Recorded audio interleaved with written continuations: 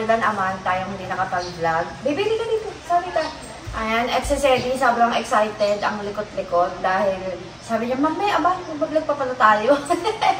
Hi, Rafa. Say hi. Say hi, Rafa. Say hi to sa video. Say hi. Sige na. Mahiyain. Anyway, ayun. Anyway, kaya ko na matagal hindi nakapag-vlog kasi nga sobrang busy talaga as in. Tapos nagkasakit kami. Actually ngayon I'm not that feeling very well talaga kasi may migraine ako for the 3rd day na because mata ko siguro kasi tumaas yung grado pati astigmatism ko. But anyway, mag-vlog talaga ako. Plan ko mag-vlog pagka nagawa ko na yung bagong plan ko sa garden. Pero naisip ko, i-video ko muna siya for the last time na ganun yung itsura. Na actually ang gulo-gulo ngayon kasi nga deliver namin kahapon yung super big na trigona sa mga nagpo-follow sa akin sa Facebook. Nakapost yun for like 2 days tapos na-sold siya. And para umaliwalas kasi syempre sa ilang years na nag-lush na, mas nag-lush na yung mga plants. So parang masyado na silang masikip tingnan for me. Although minsan gusto ko din yung ganon, sobrang lush tingnan. Minsan gusto ko minimalist. This time gusto ko magmukhang minimalist and mas mukhang maluwag. So ayun nga.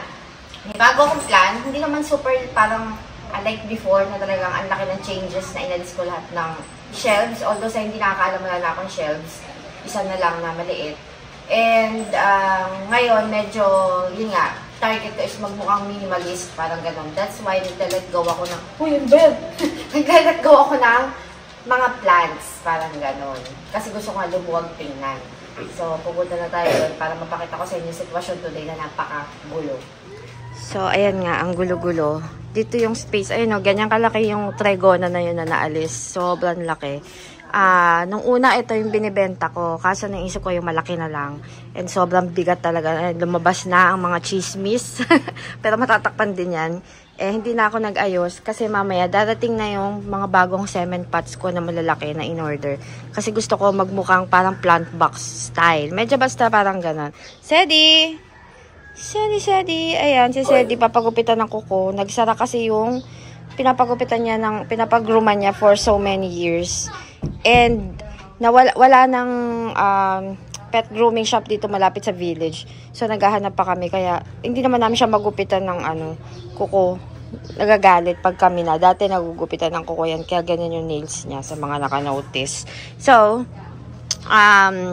ano pa yung mga binibenta ko dyan? Yan, binibenta ko. Etong si Watusi binibenta ko. Ito yung naputol dati ng pusa na okay naman siya. Tuyo na. Siniptay ko kasi para gumanda yung form. Dati ito binibenta ko din. Pero binibenta ko to, yung lang, yung plants lang, yung cement, hindi nakasama. Although pwede na rin isama yung cement. Sobrang lost na yung Forbia Bougainville. Wala na rin yung yucca dito. Nibenta ko na din. Sobrang laking yucca. So, hindi ko alam ano pa mga malelet go ko. Kung ano pang mabawas. But definitely, may ibabawas pa ako. Kasi gusto ko nga magmukhang siya, maluwag tingnan na mukhang may plant box dyan na parang ganon. Mamaya darating yung cement pots. Hindi ko nga sure kung mamaya o bukas usapan namin ngayon. Kasi ngayon yung nakaschedule ko na mag-ayos. Kaya hindi na ako nag-effort. And baka mag-change ako ng grass. Kasi 2 years na tong grass. Sobrang dumi. Kasi maputik yung naka-seedling pot lang kasi yun. And ito ang aking variegated na fern. Ito yung isang variegated fern. Ito na lang shelf ko. Baka alisin ko din. And ano pa ba? Ayun, doon may tinanggal kasi ako. Nagbawas ako ng fluted panel. Kaya nagkaganyan. And yung isa kong ceramic stool, pinasok namin sa loob. Wala pang 1 week, nabasag ni Rafa. Napakagaling. Kaya wala akong stool dito. Nag-iisip ako maglagay ulit ng isang Acapulco chair, but I think it's not practical kasi wala nang tumatambay dito. And yun, actually, binibenta ko din to Itong Euphorbia Sunrise kasama yung cement pot. Ang dami-dami niyan sa isang pot. May picture na ako niyan, hindi ko lang na-post pa. Ito mga bagong nerifolia na binili ko na hindi ko pa rin naayos. Tsaka ayun pa yung isa. Ano pa ba? Basta yun, sila. Ito inalis ko doon kasi katabi siya ng malaking Euphorbia.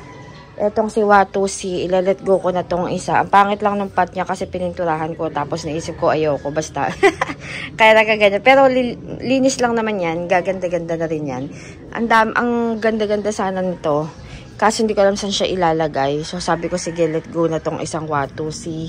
And, eto, plan kong itrim. Actually, tinrim ko yung ibang part nito.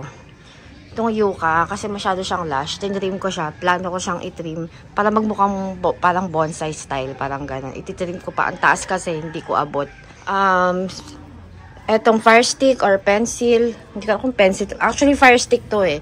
May mga ibang part pa siya na nag-orange. Kaso, ayaw niya mag-variegated. Diwag.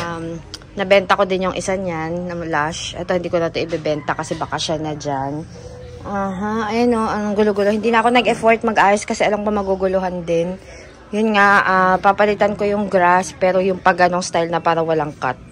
Ito paganong style na. Yung doon sa partner, baka hindi ko napalitan yung grass. I-cut ko na lang to or ipatong, whatever. Pagka naayos na lahat, tsaka ako papalitan para brand new. Diba, be? O, diba? Ang gulo-gulo ng garden. Ayan. So, yun ang plano ko. And, yun pa rin yung mga, may nabawas akong may binenta ako na isang ganito, isang stricta. Actually, may binibenta akong stricta, asan ba? Pero hindi ko na siya ibibenta. Yun, baka ibang stricta na yung ibenta ko. Tapos, ayan, ang dami ko naman kasing trigona. So, baka ikalat ko, baka sa doong side yun naman yung iba. Di ko sure, basta isa-surprise ko na lang kayo. Iba-vlog ko na lang yon sa susunod. Tapos, check ko kung ma-vlog ko yung mga bago kong pot separate. Meron akong nakuhaan na bagong supplier, taga Taytay. Ang mura ng cement pots niya, as in parang half the price sa mga dati kong binibilan, as in. And yun nga lang, may to order siya, so mag-aantay ka talaga. Pero mabilis lang naman. So, yan, ang lalash na nila. Kaya parang feeling ko masukal na tingnan, parang ganon. So, although kung gusto mo naman talaga ng lash like me, okay naman siya. But for me lang, parang, syempre, nag-iba-iba yung taste ko, ba diba? And like sa bahay, gusto ko na ng medyo minimalist. Dito, gusto ko rin magmukhang minimalist. Kaya, yun. Tsaka baka bumili ako ng maraming pebbles pa. Hindi ko sure. Gusto ko maraming pebbles, parang ganon. Hindi na pala garden pebbles na. Ayun. Itong stepping stones, hindi ko sure kung ikikip ko. Bahala na din. Basta yun, medyo, parang ang plano ko is magmukhang bago ulit. Kasi it's another 2 years eh. Parang yung first 2 years, puro mga philodendrons, ganun shelves. After 2 years, nagpalit ako. Naging ganito yung setup. Dito na lang yung shelves. After 2 years na ulit, it's parang another second year na para maiba. So, ayan po. Tandaan natin. Ayan ang itsura niya. That's the before. Ang saya-saya pala ng ko. Maiden hair fern. Kasi sobrang tag-ulan at nagmi-miracle grow na ako ulit. Yan, sobrang lush niya. Ang ganda, oh. O, diba? Ang kulit-setting. So, ayun guys, ang itsura ng garden ngayon. Akala nyo, sobrang ganda. Ang maganda pa rin, pati ang gulo. For me, sobrang gulo niya, as in. And, ano pa ba yung nabawas?